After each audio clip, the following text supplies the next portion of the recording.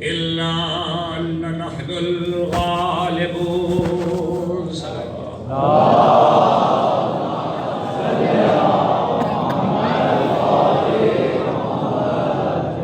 ایک مرتبہ اور بولے گا آواز سے.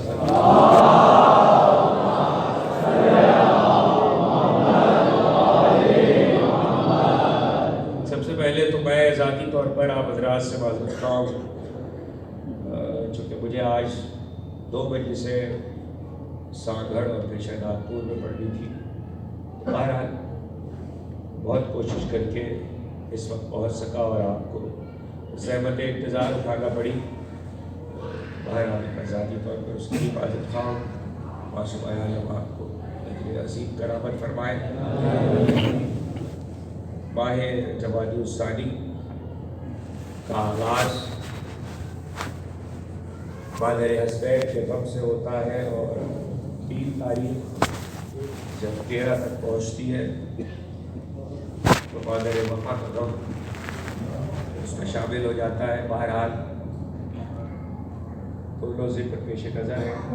میں نے گفتگو کے لیے کتاب خدا کی جس آیہ وافی ہدایہ کو اس وقت سرنامہ بیان میں تلاوت کرنے کا شرف حاصل کیا. یہ اس مرحلے کی آیت ہے کہ جہاں دربار فرعون میں جادوگر رسیاں اور لاٹھیاں لیے ہوئے تیار بیٹھے ہیں اور وہ رسیاں اور لاٹھیاں دیکھنا چاہتے ہیں تو اللہ نے اپنی ابدی کتاب میں صرف اس وقت کے واقعات کو محفوظ نہیں کیا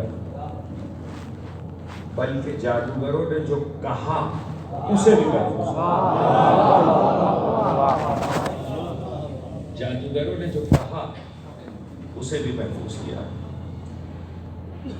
آج 1400 برس کے بعد قرآن کے پڑھنے والے، انبیاء کا ذکر سننے والے،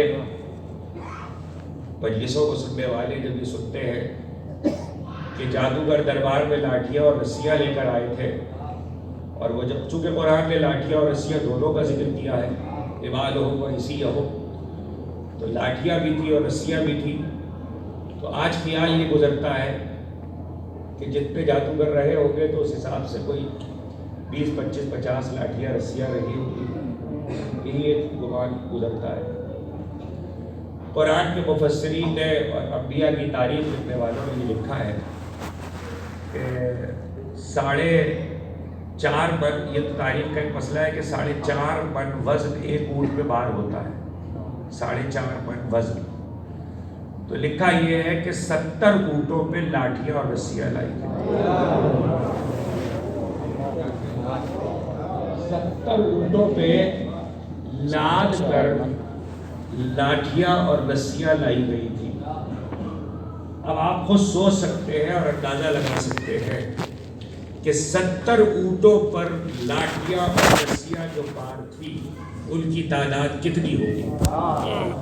اور جب وہ دربار میں چھوڑی گئی ہے، پھینکی گئی ہے اور وہ سانپ میں تبدیل ہوئی ہے تو کتنے سانپ ہوں گے.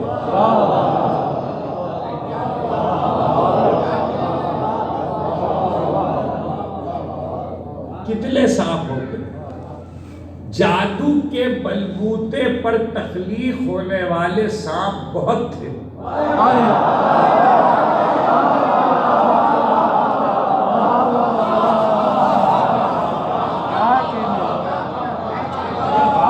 جادو کے بلبوتے پر تخلیق ہونے والے سانپ بہت تھے، لیکن جواب میں موسیٰ نے جو معجزہ ظاہر کیا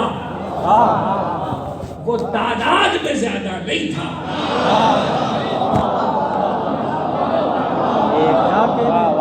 سانپ بہت تھے، معجزہ ایک تھا. اجدہا نہیں کہہ رہا ہوں، معجزہ کہہ رہا ہوں.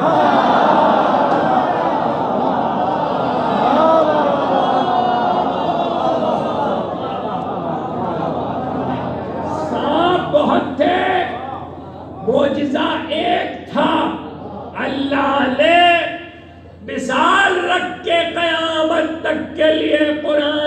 پڑھنے والوں کو بتلا دیا تعداد پہ مت جانا.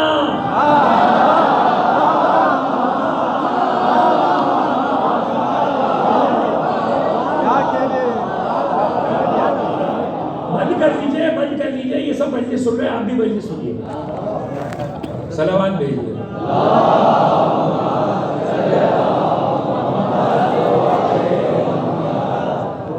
تعداد پہ مت جانا, باطل ہمیشہ کثرت میں ملے گا, حق کا ایک بھی ہو تو بہت ہے.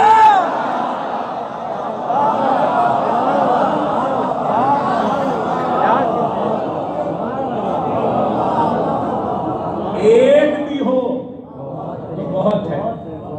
ایک سے ہلچل تھی,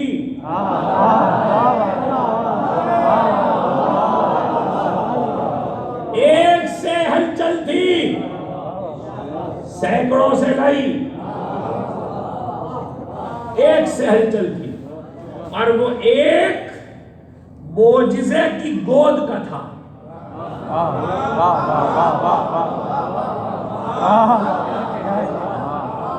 وہ ایک معجزے کی گود کا تھا, ایک سے ہلچل تھی. دیکھیے عصا معجزہ تھا وہ اپنی جگہ, لیکن دست موسیٰ بھی کچھ تھا.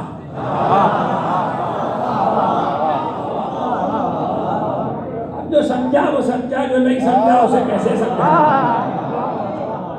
کبھی کبھی تفصیل کی ضرورت نہیں ہے, اشارے بہت ہوتے, ایک بہت ہے.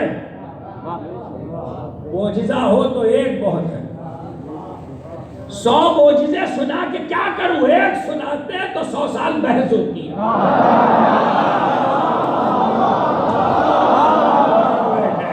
صلوات بھیجے محمد.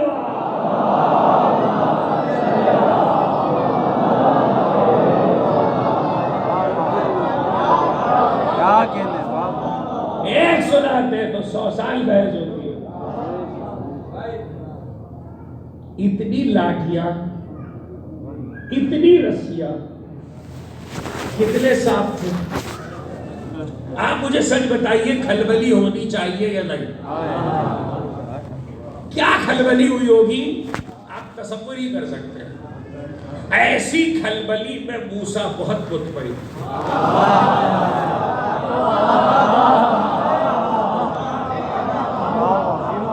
ایسی کھلبلی اور موسیٰ کا اطمینان. اگلا فقرہ ہدیہ کر رہا ہوں, اس سے کنفیوژن. ایسی کھلبلی اور موسیٰ کا اطمینان, حالانکہ موسیٰ تجلی دیکھنے والوں میں تھے, تجلی کرنے والوں میں تھے.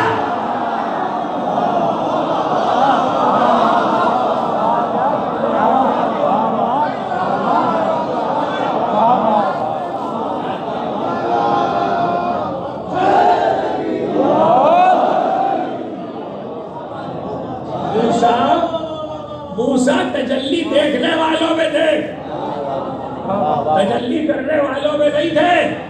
دیکھیے شاید میرے بچے پوچھ لیں, مجلس سننے والے اذان تو پہنچ گئے, بزرگوں کے لیے مجلس نہیں پڑھتا. بچے پوچھیں یہ تجلی دیکھنے والا اور تجلی کرنے والا کیا ہے؟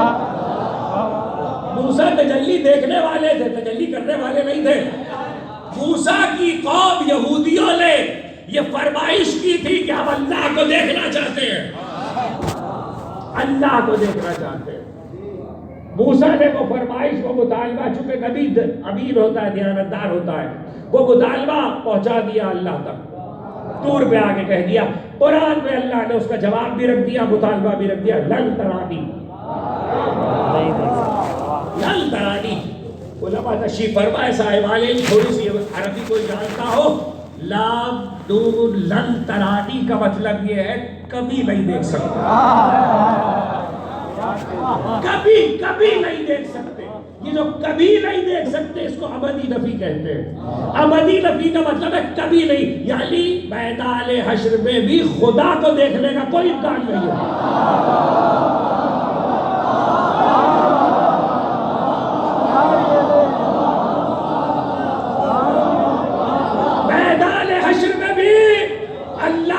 دیدار قرآن کی نص موجود ہے، اور جو بات قرآن سے ٹکرا جائے اسے دیوار پر دے مارو۔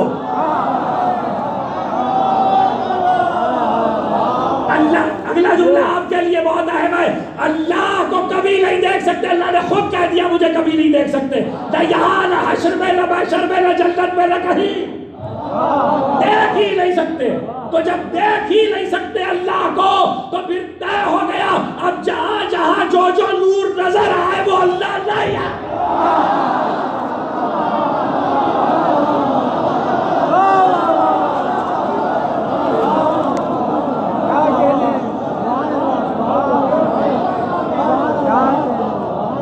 اللہ کو نہیں دیکھ سکتے، ابدی نفی ہے۔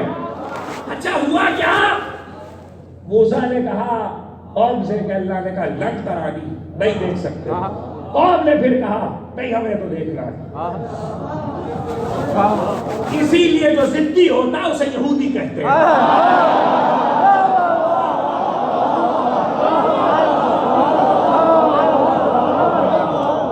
ایک لفظ کے لیے گفتگو کر رہا ہوں اور ایک لفظ سے آؤں گا، بتوفیق الہی بتائی دے محمد و آل محمد، کہ ہمیں تو دیکھنا ہے۔ پھر مطالبہ لے کے آ گئے، مطالبہ ہوا، پھر موسیٰ آئے۔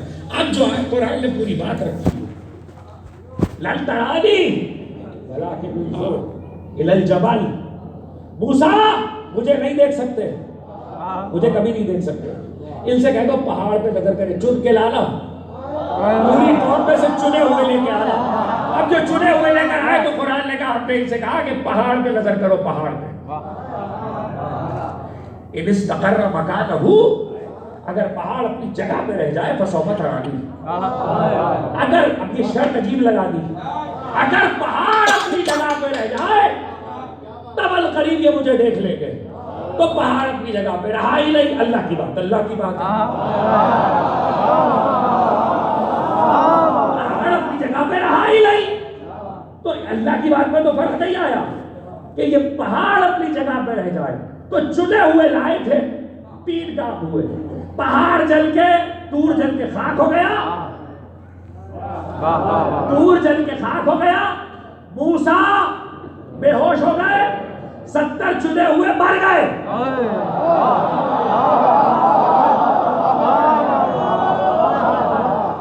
چنے ہوئے مر گئے، موسیٰ غش کھا گئے، پہاڑ جل گیا۔ 2500 سال کے بعد بھی قرآن آنے کے بعد بحث ہوتی رہی، بھائی اللہ کو تو دیکھ نہیں سکتے تھے، آخر تجلی کون سی تھی؟ جملہ سنو، تجلی کون سی تھی؟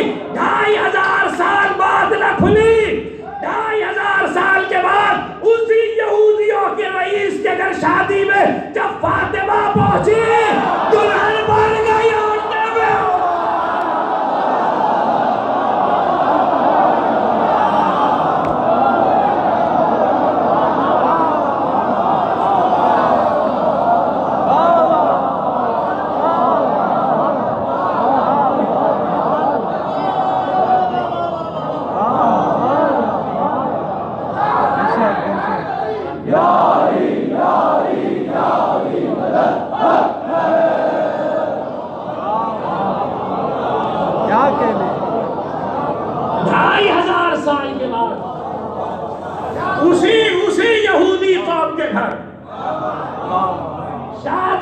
فاطمہ پہنچی تو وہی 2 کام ہوئے، دلہن مر گئی،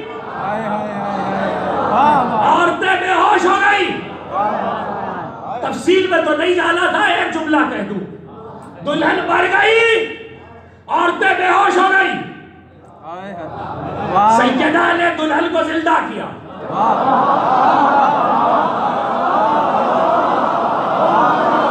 سیدہ نے دلہن کو زندہ کیا، تو وہ یہ کہتی ہوئی اٹھی، میں گواہی دیتی ہوں خدا وحدہ لا شریک ہے، آپ کے بابا مصطفیٰ اس کے نبی آخر ہے، رسول آخر ہے، صاحب قرآن ہے، آپ ان کی دختر ہے، آپ کے شوہر خدا کے ولی اور آپ کے بابا کے وصی ہے، گواہی بڑی کافر تھی، گواہی دیتی ہوئی اٹھی، واقعے نے بتا دیا زندگی میں جو نظر نہیں آتا وہ مر کے نظر آتا۔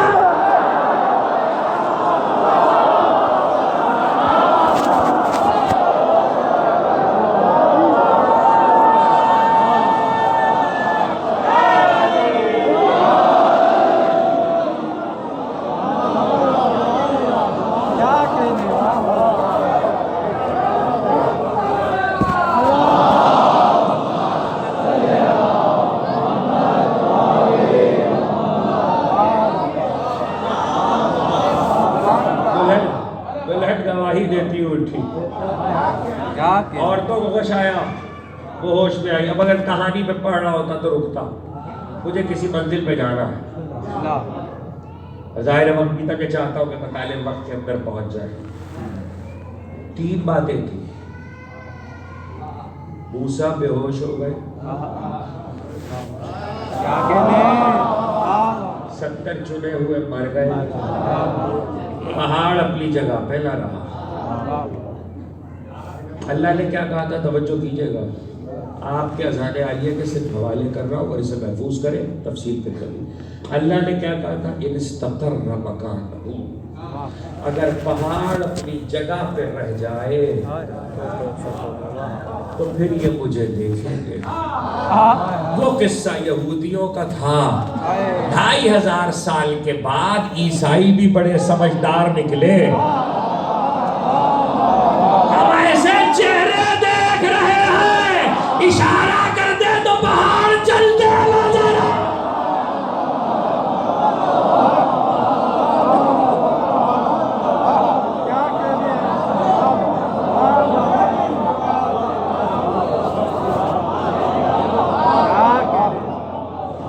ایسے چہرے اشارہ کر دے تو پہاڑ چلتے نظر.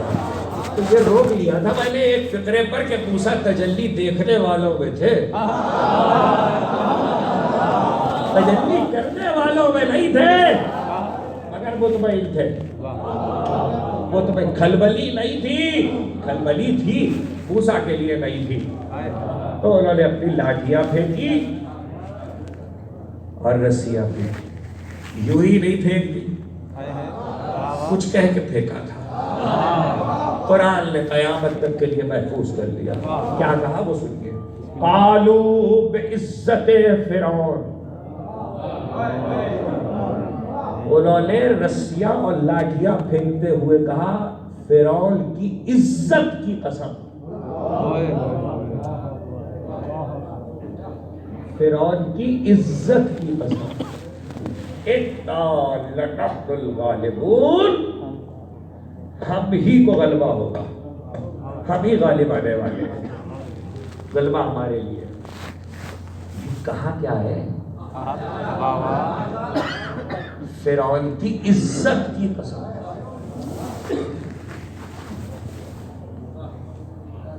قسم کھا رہے ہیں فرعون کے سامنے.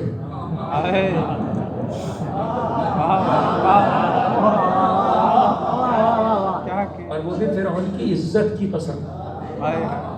دیکھیے اگر یہ جملہ قصص النبیین میں آتا، تاریخ انبیاء میں آتا، روایتوں میں آتا، حدیثوں میں آتا، تو نہ ہم اس پہ اتنی دیر رکتے، میں اس پہ بات کرتا. اس لیے یہ قرآن میں آیا ہے اور اس میں ایک حرف لگا ہوا ہے، اور وہ حرف کیا ہے؟ لفظ قسم کھانے کے لیے لفظ قسم نہیں لائے. بے عزت فرعون،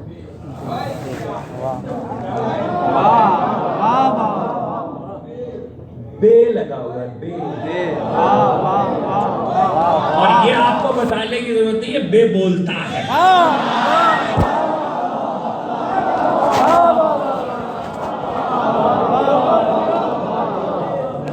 بے عزت فرعون. اچھا تو بے کی کیا معنی ہے؟ صاحبان جانتے ہیں بے حروف کی عربی میں معنی ہوتے ہیں، بہت پڑھ بھی چکا ہوں، تفصیل نہیں اس وقت دہرانا. بے کے جتنے معنی پائے جاتے ہیں اس میں سے یہاں 2 معنی کا امکان ہے. 2 کا، بس 2 پہ بات کر رہا ہوں. جتنے پائے جاتے ہیں عربی زبان میں بے کے معنی، اس میں سے 2 کا امکان ہے. ایک ہے استعانت، دوسرا ہے سببیہ. پہلے یہ بتا دوں کہ استعانت کیا ہوتا ہے. بے عربی زبان میں جتنے معنی میں آتا ہے ان میں سے ایک معنی ہے استعانت. استعانت کا مطلب ہے طلب مدد. بے آئے گا تو بتلائے گا کہ بے کے بعد جو آ رہا ہے اس سے مدد مانگی جا رہی ہے.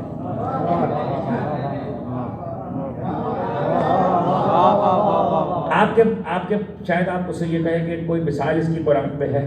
بالکل ہے. میں اپنے پاس سے کہوں تو مجرم ہوں. علامہ جلال الدین سیوطی،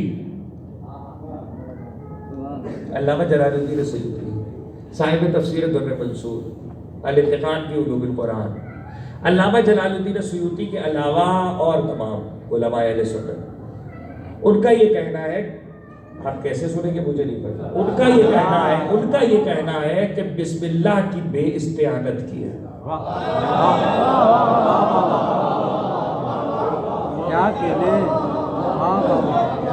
بسم اللہ کی بے استعانت کی ہے. استعانت کا مطلب یہ ہوا کہ یہ جو آپ ترجمہ پڑھتے شروع کرتا ہوں اللہ کے نام سے، تو بھائی وہاں شروع کرتا ہوں کے لیے تو کوئی لفظ ہے ہی نہیں. علامہ جلال الدین سیوطی کا کہنا یہ ہے کہ یہ استعانت کی بے ہے، اور استعانت کی بے کا مطلب یہ ہوگا میں اللہ کے نام سے مدد مانگتا ہوں.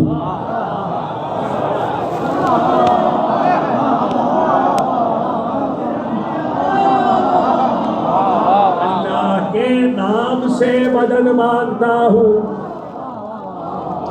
میں اللہ کے نام سے مدد مانگتا ہوں. یہ ہے بے استعانت کی. اب جتنی بار بھی آیا ہے استعانت کے معنی میں آیا ہے تو میں اللہ کے نام سے مدد مانگتا ہوں. بڑی اہم بات ہے، بلاغت یہ ہے، اللہ سے مدد مانگتا ہوں نہیں، نام سے مدد مانگتا ہوں، اللہ کے نام سے مدد مانگتا ہوں. تو اب اگر اللہ کے نام کا علم ہی نہیں ہے تو مدد کیا مانگنا؟ باقی یہ کہ آپ کہاں الجھ گئے اس بحث میں، آپ کو تو الجھنا ہی نہیں چاہیے تھا. اللہ کے نام سے مدد مانگی جا رہی ہے، اب مرضی ہے اپنی اپنی نام لے کے مانگو کہ بغیر نام لیے مانگو.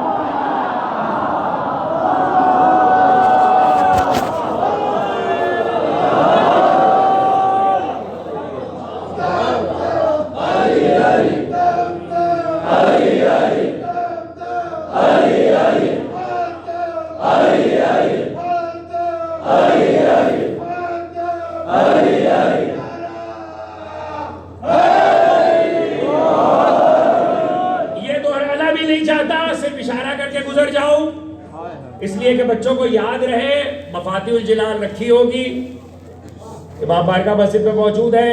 امیر المومنین کی زیارت کا چیپٹر اٹھائیے. 7ویں زیارت سید ابن طاؤس سے روایت ہوئی ہے، چوتھے امام نے تعلیم کی ہے، ابو حمزہ سبالی کو تعلیم کی ہے. اس پہ زیارت میں فقرہ موجود ہے. نجف پہنچو تو علی کی زری پہ ہاتھ رکھ کے کہو السلام علی اسم اللہ، اے اللہ کے نام تجھ پر سلام.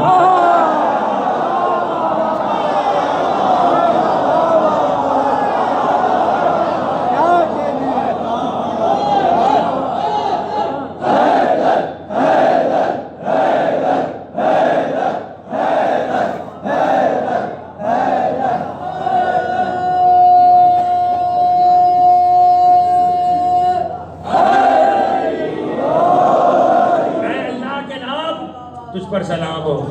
تو اللہ کے نام سے بد مانگو. استعانت کے لیے بے آیا. دوسرا بے کائے کے لیے، بے کے دوسرے معنی ہے سببیہ.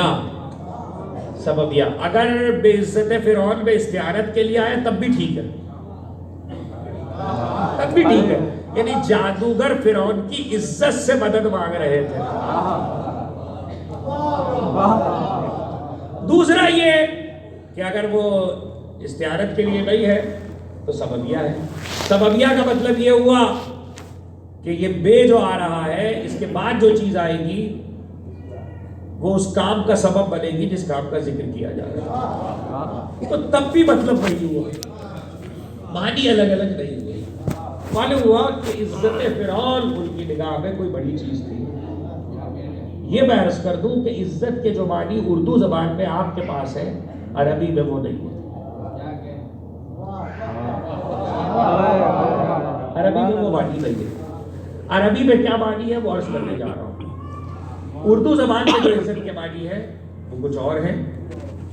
ابھی میں اس مقتدر مجمع میں اگر ایک عمومی سوال یہ کر لوں کہ لفظ عزت کے اردو میں جو معنی ہے ترجمہ وہ بتائیے, تو شاید مجھ سمیت کوئی نہ بتا سکے, اس لیے کہ پتہ سب کو ہے, ترجمہ کوئی نہیں کر سکتا.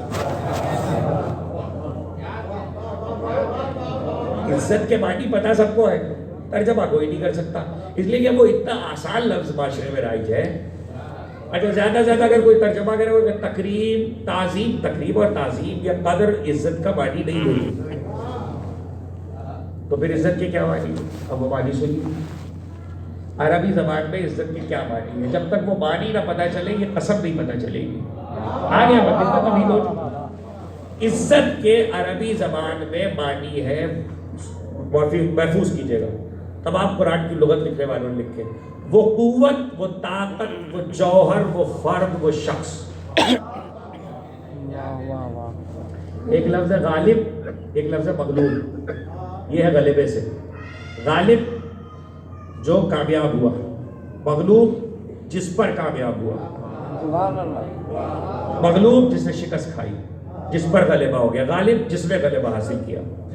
تو اب عزت کا ترجمہ, عزت کے معنی عربی لغت میں, چونکہ قرآن کا لفظ ہے تو قرآن کی لغت لکھنے والوں نے لکھا ہے وہ قوت, وہ صلاحیت, وہ طاقت, وہ جوہر, وہ فرد, وہ شخصیت جو آپ کو مغلوب نہ ہونے دے.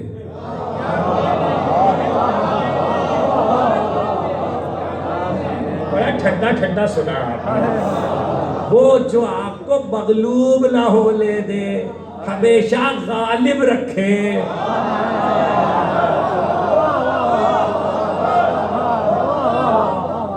ہمیشہ غالب رکھے, جو مغلوب نہ ہونے دے.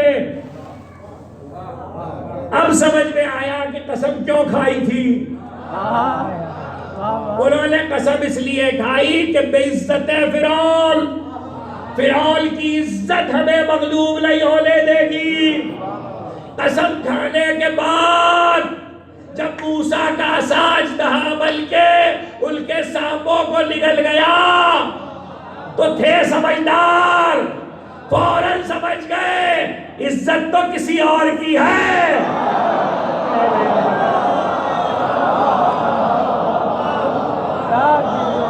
عزت تو کسی اور کی ہے, فرعون کی نہیں ہے. مجھے نہیں پتا یہ جملہ کیسے پہنچے گا, بتوفیق الہی بتائی دے محمد و آل محمد. جیسے ہی حقیقی عزت کا نظارہ اور مظاہرہ دیکھا, فَأُلْقِيَ السَّحَرَةُ السَّاجِدِينَ, سارے کے سارے ساحر سجدے میں گر پڑے. معلوم ہوا جب حقیقی عزت نظر آتی ہے تب سجدہ ہوتا ہے.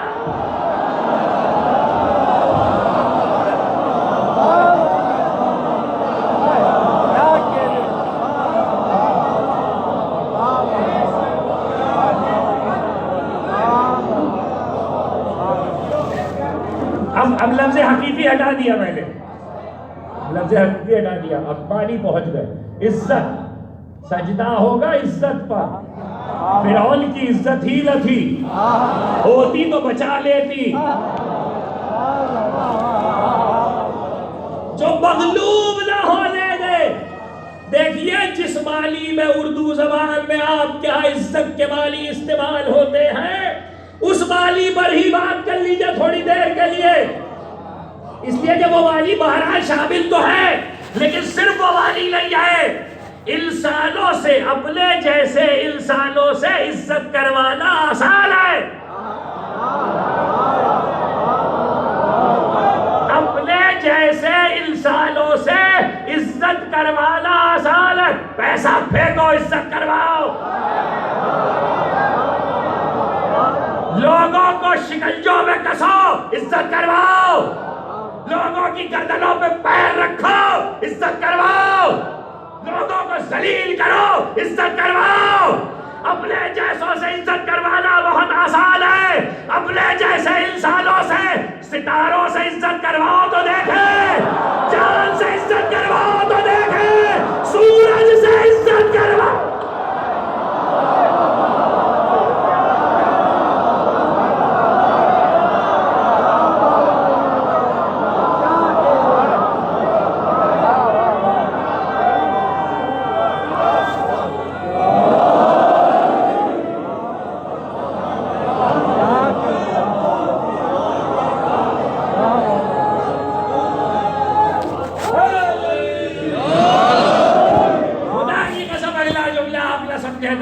سمجھے گا ستارے عزت کرے تو عزت ہے، سورج عزت کرے تو عزت ہے، چاند عزت کرے تو عزت ہے، اب سب کی چھوڑو، مردے کسی کی عزت نہیں کرتے،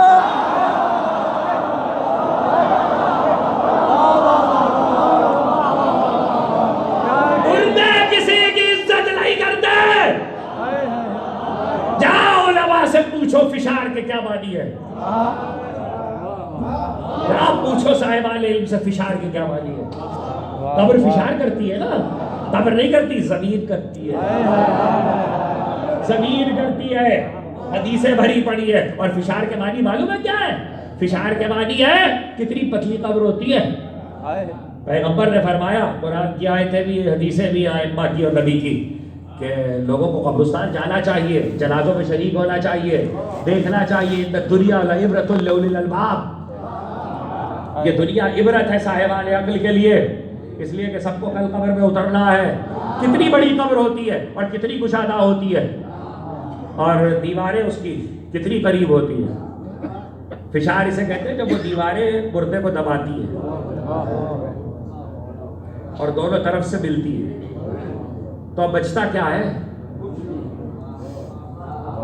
جو کچھ ہوتا ہے وہ دربار فرعون میں بھی نہیں ہوا تھا۔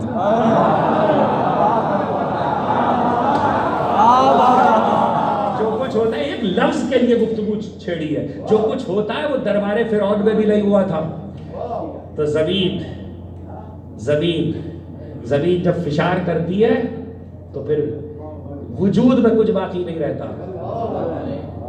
ستارہ کسی کی عزت نہیں کرتا، ستارہ عزت کرے تو بات ہے، چاند عزت کرے تو بات ہے، سورج عزت کرے تو بات ہے، مردے عزت کرے تو بات ہے، اما زمین عزت کرے تو بات ہے۔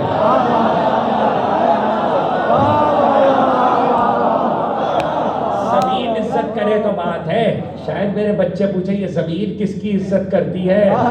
جملہ یاد رکھنا، اتنی عزت کرتی ہے ابو تراب کی، اتنی عزت کرتی ہے کہ علی والے کو فشار نہیں کرتی۔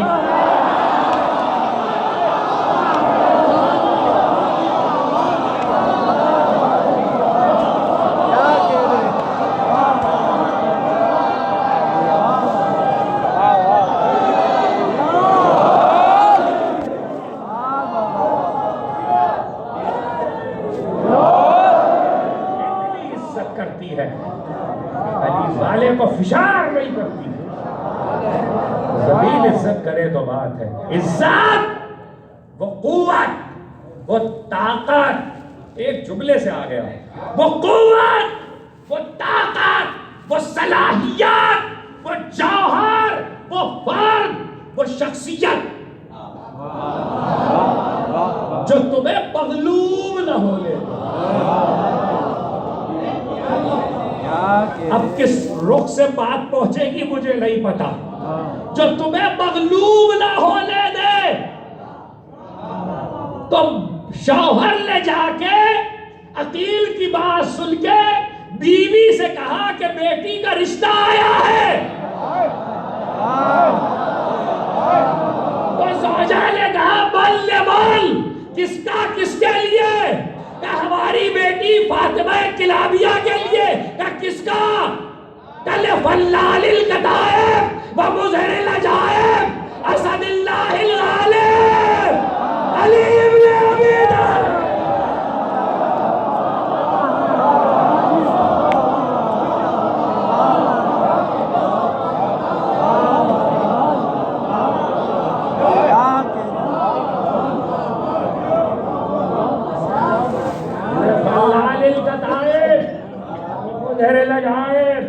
اسد اللہ الغالب، اللہ کے غالب ہونے والے شیر کا رشتہ۔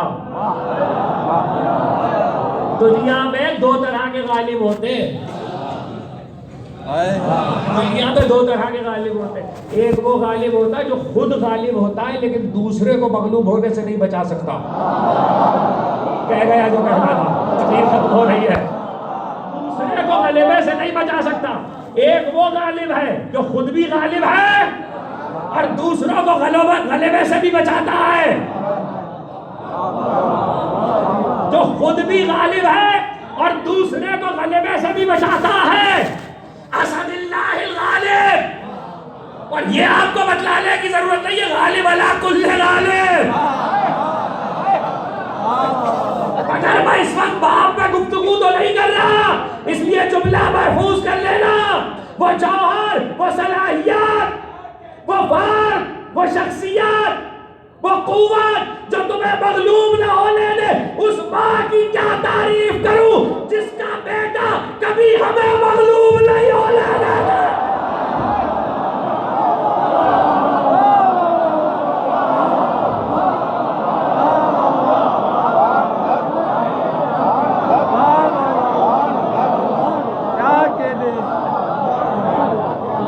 کیا تعریف کروں جس کا بیٹا کبھی ہمیں مغلوب نہیں ہونے دیتا. اور اب لیجئے عزت مصدر، ایڈجیکٹو صفت، اور ناؤن عزیز. سے ناؤن کیا ہے، اسم کیا ہے، عزیز. اگر مرد کے لیے آئے تو ایک لفظ آپ کے حوالے اور اجازت. اگر مرد کے لیے آئے تو عزیز. عزیز کے دو معنی ہیں، دونوں معنی لوگ یاد رکھیں اور دونوں اسی میں چھپے ہوئے ہیں. ایک تو عزت سے معنی ہے جو مغلوب نہ ہونے دے، ایسا غالب. دوسرے عزیز کے معنی ہے جس کے اختیار کو چیلنج نہ کیا جا سکے.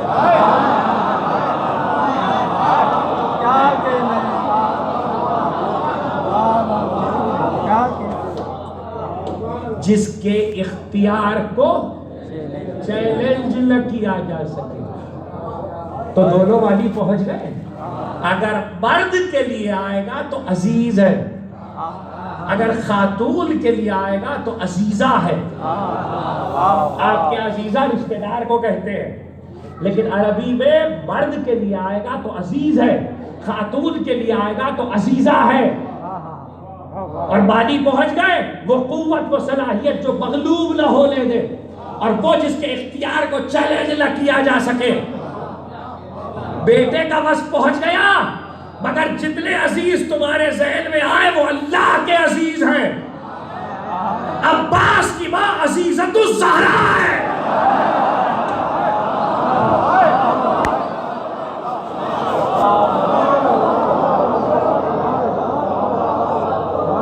بیوی کا لقب ہے، آپ کی زیارت میں آیا ہے. السلام علیکم یا عزیزۃ الزہرا. سبحان اللہ، سبحان اللہ، سبحان اللہ. کیا مطلب ہوا؟ دیکھیے نہیں پہنچے گا اس لیے ایک جملہ کہہ دوں، اور بڑی اب اس سے زیادہ آسانی سے کوئی بات نہیں پہنچ سکتی. بتوفیق الہی بتائیں گے محمد و آل محمد. یہ بڑا اسے محفوظ کرے میرے نوجوان دوست اور بچے. عزیزۃ الزہرا، یہاں زہرا کی طرف اضافت ہے. اور معنی کیا تھے؟ جس کے اختیار کو کوئی چیلنج نہ کر سکے. بس یہ سمجھ لیجئے گا جیسے اللہ نے اپنا گھر علی کو دیا ہے، زہرا نے اپنا گھر مادر عباس کو دیا.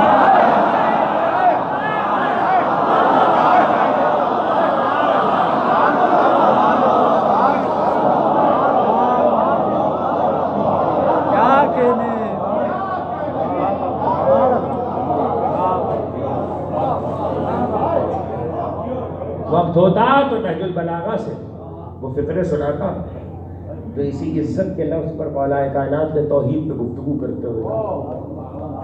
لیکن اب ظاہر ہے وقت قابل ہونے جا رہا ہے. عزیزۃ الزہرا، جس کے اختیار کو کوئی چیلنج نہ کر سکے. کچھ چیزوں کو اگر ایسے ہی سنا دیا جائے ایسے ہی تو لوگ اس کے اپنے اپنے مطلب نکالتے ہیں، اپنی اپنی تعویلیں کرتے ہیں. یہ آج کل ایک بڑی مصیبت ہو گئی ہے. یہ مصیبت ہے، اور اس مصیبت کی بنیاد سوشل میڈیا ہے. جو آپ کے کان میں کوئی پھونک دیتا ہے اسے لوگ لے کے چل پڑتے ہیں، یہ سمجھے بغیر کہ پھونکنے والا شیطان ہوتا.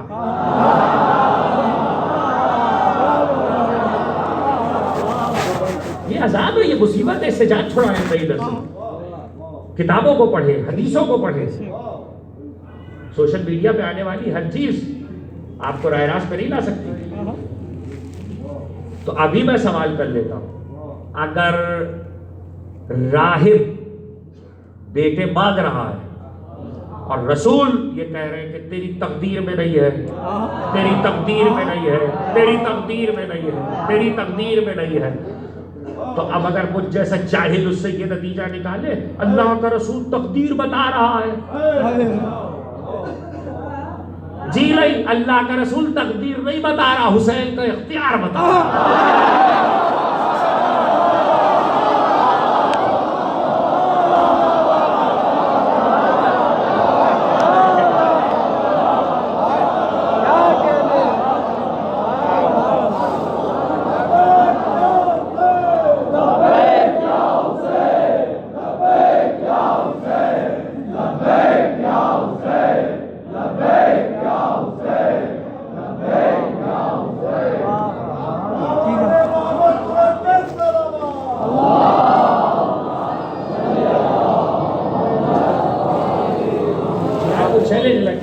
اللہ کا رسول تقدیر نہیں بدلانا، حسین کا اختیار بدلا رہا ہے،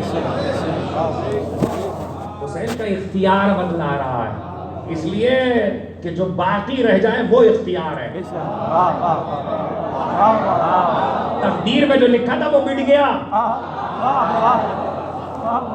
باقی وہ رہا جو حسین نے دیا، وہ باقی رہا۔ بالکل اسی طریقے سے بہت مشہور واقعہ ہے، بہت مشہور واقعہ کتابوں میں موجود ہے، عربی، اردو، فارسی، سب نے جس نے بھی سوانحات لکھی ہے، سب کیا لکھا ہے، واقعہ موجود ہے، مگر یوں ہی بیان کر دیا جاتا تو ذہن کہیں اور چلا جاتا۔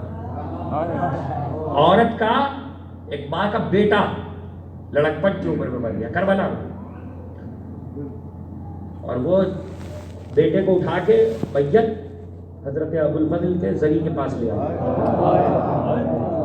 ڈال دیا، آپ زندہ کریں،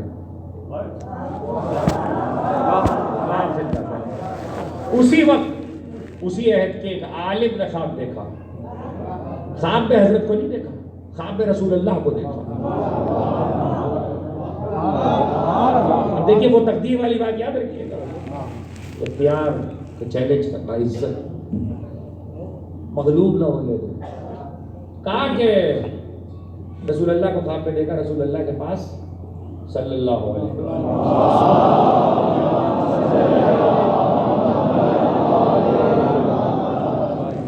ملک آیا، اور ملک نے آ کر کہا کہ عباس نے کہا ہے کہ بیٹے کو زندہ کیا،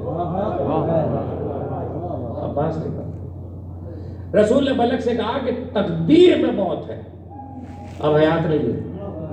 ملک پھر گیا، پھر آیا، پھر آیا، کہا عباس کہہ رہے کہ بیٹے کو زندہ کیا۔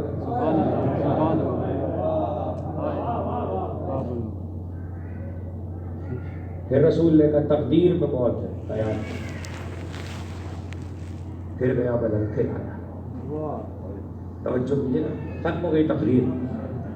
چوتھی بار، 3 بار کے بعد جو آیا اور گیا، تو اب جو عباس کے پاس سے آیا تو اس نے عباس کا فطرہ پہنچایا، کہا آقا کو سلام کہنا اور کہنا یا تو بیٹا زندہ کیا جائے اس عورت کا یا میرا لقب باب الحوائج واپس لے۔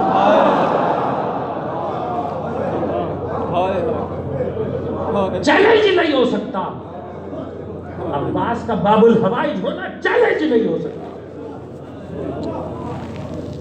کبھی اگر موقع رہا تو اس پہ تفصیل سے بات کروں گا، لیکن آج بس اتنا فطرہ کافی ہے اتنی گفتگو کے بعد کہ عباس کا باب الحوائج ہونا چیلنج نہیں ہو سکتا۔ چاہے یوں سمجھ لو، چاہے یوں سمجھ لو۔ کیا کہا تھا؟ عزیزۃ الزہرا۔ عباس کو باب الحوائج کیا کس نے؟ فاطمہ نے۔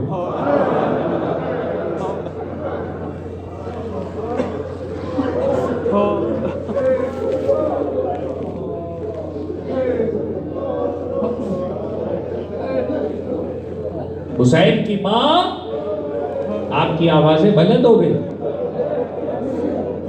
آپ کی آوازیں بلند ہو گئی۔ خدا ان آوازوں پر رحمت نازل کرے، خدا ان آنکھوں پر رحمت نازل کرے۔ سیدہ کو جیسے آپ کے آنسو پسند ہیں، ایسے گریے کی بلند آوازیں بھی پسند ہیں۔ آپ کا کوئی امام ایسا نہیں ہے جس نے یہ نہ کہا ہو جب ہماری مصیبت پہ رونا تو چیخ مار کے رونا، ایسے رونا جیسے بوڑھی ماں جوان بیٹے کے لاشیں، ایسے رونا جیسے ہماری مظلوم دادی اپنے لال کو۔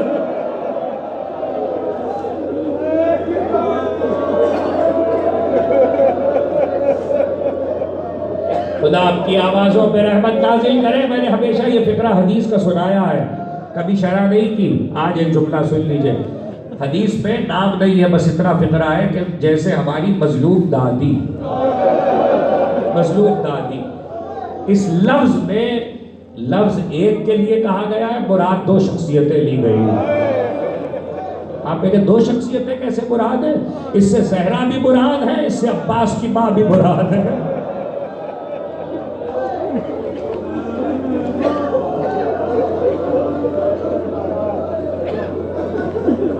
اس سے زہرا بھی مراد ہے، اس سے عباس کی ماں بھی مراد ہے۔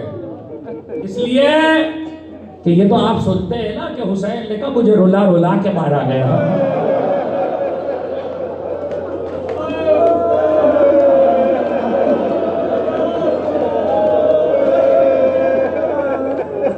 حسین نے کہا مجھے رلا رلا کے مارا گیا۔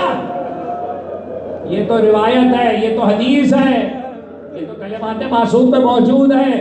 مگر میں نے جہاں تک حیات سیدہ کا مطالعہ کیا ہے اور کتابوں کو دیکھا ہے تو میرا یہ فقرہ عزادارو یاد رکھنا، ارے بیٹا حسین وہ ہے جسے رلا رلا کے مارا گیا، اور ماں فاطمہ وہ ہے جسے شہادت کے بعد بھی رلایا گیا۔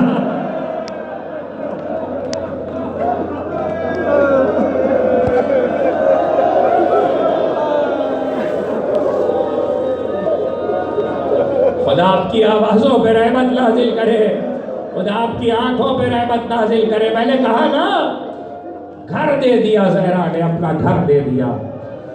اگر کوئی کسی کو اپنا گھر سپرد کر جائے تو زمانے نے دیکھا ہمیشہ یہ ہے کہ جس کے حوالے کیا جاتا ہے وہ خوشیوں کی روایتوں کو تو برقرار رکھتا ہے، تہذیب غم کو باقی نہیں رکھتا۔ ارے کمال ام البنین کا یہ ہے کہ صرف سیدہ کا گھر ہی ام البنین سے آباد نہیں ہے، وہ بیت الحزن نام کا عزا خانہ جو جنت البقیع میں تھا، اسے بھی عباس کی ماں نے آباد رکھا۔ کربلا کے بعد عباس کی ماں اس بیت الحزن میں آتی اور خاک پہ بیٹھ کے 4 قبروں کے نشان بناتی، 4 قبروں کے۔ 13 جمادی الثانی بی بی کی تاریخ ہے دنیا سے سفر آخرت کی۔ روتا ہوا فضل آیا، ابھی مرثیہ میں آپ سن رہے تھے، روتا ہوا فضل آیا امام سجاد کے پاس، سر پہ امام